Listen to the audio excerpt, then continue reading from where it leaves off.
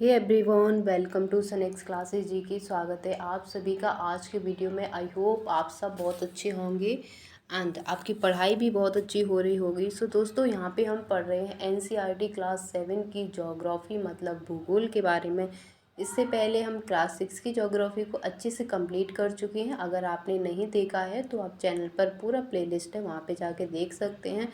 और क्लास 7 की ज्योग्राफी में आज हम पढ़ने वाले हैं पार्ट 6 के बारे में। ठीक है, तो आज का हमारा जो चैप्टर है वो चैप्टर नंबर 6 है, जिसका नाम क्या है? जिसका नाम है प्राकृतिक वनस्पति एवं वन्य जीव। तो आज हम वनस्पति के बारे में और वन्य जीव मतलब कहाँ कहाँ पे कौन सी वनस्पतियाँ पाई जाती हैं और वहाँ पे कौन से जीव जंतु पाए जाते हैं, तो इसके बारे में आज हम डिस्कस करेंगे। ठीक है, तो चलिए स्टार्ट करते हैं। तो देखिए, यहाँ से आप देख रहे होंगे, यहाँ पर जो सारी बातें लिखी गई हैं, इतने में जो सारी बातें लिखी गई हैं वो ऐसा कहा गया है कि एक लड़की है सलीमा, जो कि कहाँ पे जाती है? उत्तराखंड जाती है। जब वो उत्तराखंड जाती है तो कई प्रकार के वो पेड़ और पौधों को देखती है, तो वो उसके मन में विचार आता है कि ये पेड़ पौधे हमारे यहाँ के पेड़ पौधों से अलग कैसे हैं। ठीक है ना, यहाँ का जो कल्चर है वो हमारे यहाँ से अलग क्यों है। तो सारी चीज़ों को वो देखती है। ठीक है, जैसे कि हम कहीं घूमने जाते हैं तो हमें पता चलता है कि हमारे यहाँ पे कुछ ऐसे इस तरीके के पेड़ हैं, पर यहाँ पर आकर के कुछ डिफरेंट पेड़ हमें देखने को मिलते हैं। तो यही बातें यहाँ पर की गई हैं। ठीक है, तो यहाँ पे जो पढ़ने लायक है वो हम यहाँ से शुरू करते हैं। यहाँ पे है हमारा पास सबसे पहले है, आमतौर पर प्राकृतिक वनस्पति मुख्य 3 प्रकार की होती हैं। तो वनस्पति के बारे में पढ़ रहे हैं, तो वनस्पति कितने प्रकार की होती हैं? 3 प्रकार की होती हैं। एक होते हैं वन, जो वृक्ष के लिए उपयुक्त तापमान एवं परिपूर्ण वर्षा वाले क्षेत्रों में उगते हैं, उनको वन कहा जाता है। क्या कहा जाता है? वन कहा जाता है। ऐसे वृक्ष जो एक परिपूर्ण तापमान में और परिपूर्ण वर्षा वाले क्षेत्र में जो पेड़ उगते हैं, उनको क्या कहते हैं? उनको कहा जाता है वन। क्या कहा जाता है? उनको वन कहा जाता है। ऐसे ही आते हैं घास स्थल। तो घास स्थल किसको कहा जाता है? जो मध्यम वर्षा वाले क्षेत्र में विकसित होते हैं उसको कहते हैं घास स्थल। ठीक है, क्या कहते हैं? घास स्थल कहते हैं। एक जो वनस्पति आती है जिसका नाम है कांटेदार झाड़ियाँ। कांटेदार झाड़ियाँ और झाड़ केवल शुष्क, शुष्क का मतलब है सूखी, सूखी जगह जहाँ पे होती है, जहाँ पे पानी की कमी होती है, वहाँ पर पैदा होते हैं। ठीक है, तो यहाँ पे आप देख सकते हैं कांटेदार झाड़ियाँ यहाँ पे दिखाई गई हैं। तो ये कहाँ पे होती हैं कांटेदार झाड़ियाँ? ये होती हैं राजस्थान वाले इलाके में, जहाँ पर पानी की बहुत ज़्यादा कमी होती है। ठीक है, अब हम पढ़ने वाले हैं इनको डिटेल में। अभी तक हमने जाना वन क्या होते हैं और झाड़ियाँ क्या होती हैं। ठीक है, अब हम वन कितने प्रकार के होते हैं उनको डिस्कस करेंगे। वन के कई प्रकार होते हैं, जैसे कि एक प्रकार आता है सदाबहार वन। एक प्रकार कौन सा आता है? ये आता है सदाबहार वन। सदाबहार वन कौन से होते हैं? ये ऐसे वन होते हैं जिसको हम उष्णकटिबंधीय वन कहते हैं, या फिर जिसको हम उष्णकटिबंधीय वर्षा वन के नाम से जाने जाते हैं। ये कैसे वन होते हैं? ये घने होते हैं, भूमध्य रेखा के उष्णकटिबंध के पास पाए जाते हैं। कहाँ पे पाए जाते हैं? ये भूमध्य रेखा के पास पाए जाते हैं, क्योंकि भूमध्य रेखा पर सूर्य की सबसे ज़्यादा रोशनी आती है, प्रकाश आता है, वहाँ पर सबसे ज़्यादा गर्मी होती है। तो जो गर्म जगह होती है और जहाँ पर ज़्यादा वर्षा होती है, ऐसे स्थानों पर उष्णकटिबंधीय सदाबहार वन पाए जाते हैं। ये गर्म क्षेत्र के होते हैं एवं पूरे वर्ष भर यहाँ पर अत्यधिक वर्षा होती है। चूँकि यहाँ का मौसम कभी शुष्क नहीं होता यहाँ पे, इसलिए यहाँ के पेड़ों की पत्तियाँ पूरी तरह नहीं झड़ती हैं। यहाँ का मौसम जो है बिल्कुल शुष्क नहीं होता है कभी, हमेशा कैसा ठंडक बनी रहती है, इसलिए यहाँ की पत्तियाँ बिल्कुल नहीं झड़ती हैं। इसीलिए इन्हें सदाबहार वन कहते हैं, इसीलिए इनको सदाबहार वन कहते हैं। काफ़ी मोटे और घने वितरित के कारण दिन के समय भी सूर्य का प्रकाश वन के अंदर तक नहीं पहुंच पाता। कहने का मतलब है कि ये पेड़ जो होते हैं, ये वन जो होते हैं, वो इतने घने होते हैं कि सूर्य का प्रकाश दिन के टाइम पे भी जमीन तक नहीं पहुंच पाता है, धरती तक नहीं पहुंच पाता है। सदाबहार वन इतने घने होते हैं। आमतौर पर यह दृढ़ कष्ट पेड़ जो होते हैं। ठीक है, कौन कौन से पेड़ आते हैं सदाबहार उष्णकटिबंधीय सदाबहार वन में? तो रोजवुड आता है, अबनूस आता है और महोगनी आता है। तो ये पॉइंट आपको बहुत ही इम्पोर्टेंट है, आपको ध्यान रखना है। पूछा जाता है कि उष्णकटिबंधीय सदाबहार वन कौन से होते हैं, उसमें कौन से पेड़ आते हैं? तो आता है रोजवुड आता है, अबनूस आता है और महोगनी आता है। ठीक है, उष्णकटिबंधीय सदाबहार वन कुछ इस तरीके से हमें देखने को मिलते हैं, कुछ इस तरीके के होते हैं। ठीक है, चलिए आगे बात करते हैं उष्णकटिबंधीय पर्णपाती वन। पर्णपाती का मतलब यहाँ पे है पतझड़ वाले वन, ठीक है, पतझड़ वाले पेड़ जहाँ पे पतझड़ होता है, ठीक है। तो यहाँ पे देखिए उष्णकटिबंधीय पर्णपाती वन मानसूनी वन होते हैं। कैसे होते हैं? मानसून के टाइम पर इनका पतझड़ हो जाता है तो मानसूनी वन होते हैं, जो भारत उत्तरीय कहाँ पे पाए जाते हैं? जो भारत में पाए जाते हैं, उत्तरी ऑस्ट्रेलिया में पाए जाते हैं, मध्य अमेरिका के बड़े हिस्से में पाए जाते हैं। इन क्षेत्रों में मौसमी परिवर्तन होते रहते हैं। ये जो क्षेत्र हैं उत्तरी ऑस्ट्रेलिया, मध्य अमेरिका या फिर भारत, इसमें मौसमी परिवर्तन होते रहते हैं। जल संरक्षण रखने के लिए शुष्क मौसम में यहाँ के वृक्ष क्या करते हैं? पत्तियों को झाड़ देते हैं, ठीक है। इन वनों में पाए जाने वाले दृढ़ काष्ठ वृक्ष कौन कौन से होते हैं? उष्णकटिबंधीय पर्णपाती वन में पाए जाने वाले वृक्ष कौन कौन से होते हैं? साल होता है, सागवान होता है, नीम होता है और शीशम होता है। वेरी इंपॉर्टेंट है, आपको ध्यान में रखना है, पेड़ बहुत ज़्यादा इंपॉर्टेंट है, ठीक है। ये ऐसे पेड़ होते हैं जिनसे फर्नीचर बनाया जाता है, यातायात एवं निर्माण सामग्री बनाने के लिए इनका उपयोग किया जाता है। आमतौर पर यहाँ पे कौन कौन से जीव जंतु पाए जाते हैं? तो वाघ, शेर, हाथी, गोल्डन लंगूर और बंदर इत्यादि यहाँ पर उष्णकटिबंधीय पर्णपाती वन में पाए जाते हैं। तो उष्णकटिबंधीय पर्णपाती वन आप देख लीजिए यहाँ पर है, ठीक है। आम का पेड़, नीम का पेड़, ये तो आपने देखा ही होगा। तो ये किस में आते हैं? उष्णकटिबंधीय पर्णपाती वन में आते हैं। एक होते हैं शीतोष्ण सदाबहार वन, जो ठंडी जगह पर पाए जाते हैं, उनको कहा जाता है शीतोष्ण सदाबहार वन, ठीक है। शीतोष्ण सदाबहार वन मध्य अक्षांश के तटीय प्रदेशों में पाए जाते हैं। कहाँ पे पाए जाते हैं? मध्य अक्षांश के तटीय प्रदेशों में पाए जाते हैं। ये सामान्यतः महाद्वीपों के पूर्व किनारों पर पाए जाते हैं, जैसे कि दक्षिण पूर्व अमेरिका में पाए जाते हैं, दक्षिण चीन में पाए जाते हैं, दक्षिण पूर्व ब्राज़ील में पाए जाते हैं। यहाँ पर देखिए बाज, चीड़, यूकेलिप्टिस जैसे दृढ़ और मुलायम पेड़ पाए जाते हैं, ठीक है। कौन कौन से? बांज, चीड़ और यूकेलिप्टिस जैसे पेड़ पाए जाते हैं। शीतोष्णकटिबंधीय वन जो कैसे हैं? कुछ इस तरीके के होते हैं, इस तरीके के होते हैं, ठीक है। तो इनको कहा जाता है शीतोष्णकटिबंधीय वन, ठीक है।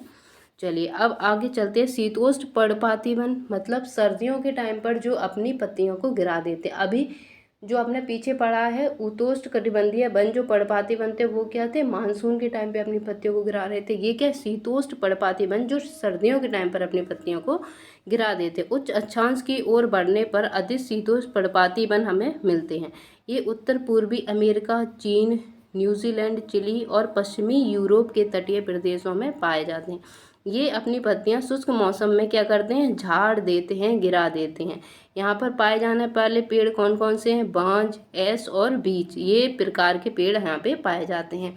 जीव जंतु कौन से यहाँ पाए जाते हैं? हिरन, लोमड़ी, भेड़िया, ठीक है, के आम जानवर, फिजेंट तथा मोनाल जैसे पक्षी भी यहाँ पर पाए जाते हैं, ठीक है। तो ये कौन सा है? फिजेंट है और ये पक्षी जो है वो मोनाल पक्षी है, ठीक है। तो यहाँ पे शीतोष्ण पर्णपाती वन आप देख ही रहे होंगे, इनको कहा जाता है शीतोष्ण पर्णपाती वन, ओके। अब बात आती है भूमध्य सागरीय वनस्पति। भूमध्य सागरीय वनस्पति क्या होती हैं? आप जान चुके हैं कि महाद्वीप के पूर्व एवं उत्तरी किनारों के अक्षांश भाग में शीतोष्ण सदाबहार और पर्णपाती वन से ढके हुए हैं। महाद्वीपों के पश्चिमी एवं दक्षिण पश्चिमी किनारे कैसे हैं? भिन्न है। यहाँ भूमध्य सागरीय वनस्पति भी पाए जाते हैं। यह अधिकतर यूरोप, अफ्रीका और एशिया के भूमध्य सागर के समीप वाले प्रदेशों में पाई जाती है। कहाँ पाई जाती है?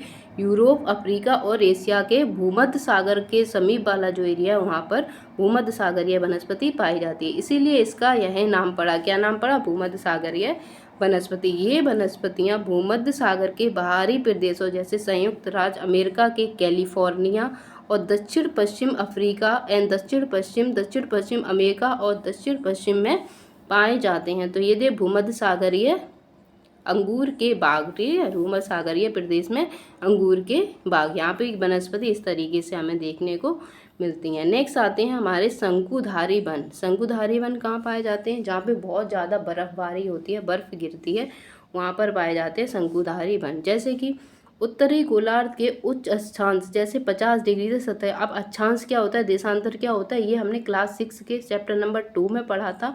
तो वहाँ पे अगर आपने नहीं देखा है तो देख लीजिए, सारी चीज़ें क्लियर हो जाएंगी। भव्य शंकुधारी वन पाए जाते हैं, ठीक है, जिनको क्या कहते हैं, जिनको टेंगा कहा जाता है। ये वन अधिक ऊंचाई पर भी पाए जाते हैं, बहुत ऊंचाई मतलब पहाड़ों पर ये पाए जाते हैं। इन्हीं वृक्षों को सलीमा ने हिमालय में प्रचुर मात्रा में देखा था। जिस सलीमा की बात हम कर रहे थे, सलीमा ने इन्हीं को देखा था जब वो हिमालय घूमने गई थी। ये लंबे होते हैं, नरम होते हैं, काष्ठ वाले सदाबहार वृक्ष होते हैं। इन वृक्षों के काष्ठ का उपयोग लुगदी बनाने में किया जाता है, जो सामान्यतः अखबारी कागज बनाने के काम आती है। तो इनका काम क्या है? इसका उपयोग लुगदी बनाने में किया जाता है, जो अखबारी कागज को बनाने के काम आती है। नरम काष्ठ का प्रयोग माचिस एवं पैकिंग के लिए, बक्से बनाने के लिए भी किया जाता है। ठीक है, नेक्स्ट हो जाइए, कौन कौन से पेड़ आते हैं इसमें? शंकुधारी वन में चीड़, देवदार आदि इन वनों के मुख्य पेड़ हैं। यहाँ सामान्यतः रजत लोमड़ी, मिंक, ध्रुवीय भालू जैसे जानवर पाए जाते हैं। तो शंकुधारी वन में कौन से जानवर पाए जाते हैं? लोमड़ी, मिंक, ध्रुवीय भालू जैसे जानवर यहाँ पर पाए जाते हैं। तो यहाँ पे देखिए, यहाँ पे कौन से वन है? ये रहे आपके शंकुधारी वन और ये रहे आपके शंकुधारी वन। ठीक है, तो कुछ इस तरीके से हमें देखने को मिलते हैं। अब बात आती है घास स्थल की। किसकी बात आती है? अब बात आती है घास स्थल की। ठीक है, उष्णकटिबंधीय घास स्थल, ये वन भूमध्य रेखा के किसी भी तरफ उग जाते हैं। भूमध्य रेखा के आसपास ही उगते हैं। कौन? उष्णकटिबंधीय घास स्थल। ठीक है, भूमध्य रेखा के दोनों ओर से उष्णकटिबंध क्षेत्र तक फैले होते हैं। यहाँ वनस्पति निम्न से मध्य वर्षा वाले क्षेत्रों में पैदा होती है। ओके, चलिए नेक्स्ट देखते हैं। यहाँ वनस्पति निम्न से मध्य वर्षा वाले क्षेत्रों में पैदा होती है। यह घास काफ़ी कैसी होती है? ऊंची होती है, 3 से 4 सेंटीमीटर ऊंचाई तक बढ़ सकती है। अफ्रीका का सवाना घासलैंड इस प्रकार का घासलैंड है। किस प्रकार का घासलैंड है? उष्णकटिबंधीय घासलैंड है, ये ध्यान रखना है। अफ्रीका का सवाना घासलैंड उष्णकटिबंधीय घासलैंड है। सामान्य रूप से उष्णकटिबंधीय घासलैंड में हाथी, जेब्रा, जिराफ, हिरन और तेंदुआ जैसे जानवर पाए जाते हैं। ठीक है, तो उष्णकटिबंधीय घास का मैदान क्या है? इस तरीके से हमें दिखते हैं उष्णकटिबंधीय घास के मैदान। ओके, चलिए नेक्स्ट आते हैं शीतोष्ण घास के मैदान। ये मध्य अक्षांश क्षेत्रों और मध्य द्वीपों के भीतरी भागों में पाए जाते हैं। यहाँ की घास आमतौर पर कैसी होती है? छोटी होती है और पौष्टिक होती है। शीतोष्ण प्रदेश में सामान्यतः जंगली भैंस पाई जाती है, बाइन और एंटीलोप इस प्रकार के जानवर पाए जाते हैं। जंगली भैंस, बाइंस और एंटीलोप पाए जाते हैं। नेक्स्ट आती है कटीली झाड़ियाँ। ठीक है, शुष्क रेगिस्तान जैसे प्रदेशों में पाई जाती है। सूखे और रेगिस्तान जैसे प्रदेशों में कटीली झाड़ियाँ पाई जाती हैं। उष्णकटिबंधीय रेगिस्तान महाद्वीपों के पश्चिमी किनारों पर भी पाए जाते हैं। तीव्र गर्मी एवं बहुत कम वर्षा के कारण वहाँ वनस्पति की क्या होती है? कमी होती है, इसीलिए वहाँ पर कम पानी की वजह से झाड़ियाँ पाई जाती है। विश्व के मानचित्र पर रेगिस्तान प्रदेश को चिन्हित करें, तो ये आपके लिए होमवर्क है, दिया गया है इसमें। ठीक है, कि आपको क्या क्या करना है। ठीक है, चलिए आगे चलते हैं। अब हमारा जो लेक्चर है वो यहीं तक है। ठीक है, यहाँ की इम्पोर्टेंट चीज़ें और देख लेते हैं हम। ग्रीष्म ऋतु के दौरान विकसित होती हैं, जिसे हम टुंड्रा प्रजाति कहते हैं। किसको कहते हैं? ठीक है, यहाँ पे देखिए, यहाँ पे देखने को मिलता है। ध्रुवीय प्रदेश में जाएंगे तो वहाँ स्थान आपको बहुत ठंडा मिलेगा। यहाँ बहुत ही सीमित प्राकृतिक प्रजाति पाई जाती हैं। यहाँ केवल काई, लाइकेन, छोटी झाड़ियाँ पाई जाती हैं। ये अल्पकालिक ग्रीष्म ऋतु के दौरान विकसित होती हैं, जिसको टुंड्रा कहते हैं। तो ये कुछ ज़्यादा इम्पोर्टेंट नहीं है आपके लिए। इम्पोर्टेंट आपके लिए ये वाला चैप्टर वेरी वेरी इंपॉर्टेंट बन जाता है। जैसे कि यहाँ पर पूर्वी अफ्रीका में सवाना घास के मैदान पाए जाते हैं। ब्राज़ील में कंपास घास के मैदान पाए जाते हैं। वेनेजुएला में लानोस घास के मैदान पाए जाते हैं। अर्जेंटीना में पेम्पास घास के मैदान पाए जाते हैं। उत्तरी अमेरिका में प्रेयरी पाए जाते हैं। दक्षिणी अमेरिका में वेल्ड घास के मैदान पाए जाते हैं। मध्य एशिया में स्टेपी नाम के पाए जाते हैं और ऑस्ट्रेलिया में डॉन नाम के पाए जाते हैं। जो यहाँ पर पाए जाते हैं ये कैसे होते हैं? ये शीतोष्ण कटिबंधीय घास के मैदान होते हैं, जबकि ये यहाँ पर जो पाए जाते हैं ये उष्ण कटिबंधीय घास के मैदान होते हैं। ठीक है ना, तो आज का हमारा चैप्टर यहीं तक था। आई होप आपको सारी चीज़ें क्लियर हो गई होंगी। और देखिए, चैप्टर में बहुत ज़्यादा टाइम लग सकता है, पर हम यहाँ पे इम्पोर्टेंट चीज़ों को ही डिस्कस करते हैं। कोई भी वीडियो से रिलेटेड प्रॉब्लम होती है, वीडियो अच्छी लगती है, वीडियो बुरी लगती है, जैसी भी लगती है, कमेंट करके ज़रूर बताया कीजिए। Thank you.